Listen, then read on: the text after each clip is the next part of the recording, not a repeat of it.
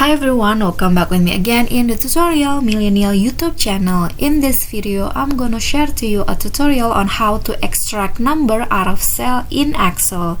So here I have data consisting of text and number, and now I'm going to show you how to extract the numbers only into other cell.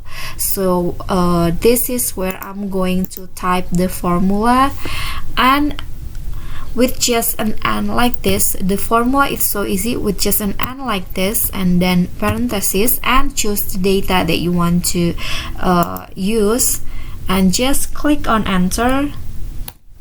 As you can see, because it is not a number, it's a text, the formula cannot extract it. But if we drag this, we can see that the number has been extracted into the other cells like this. It's so easy, right? Okay, so that's it for me. That is how you can extract number out of cell in Excel.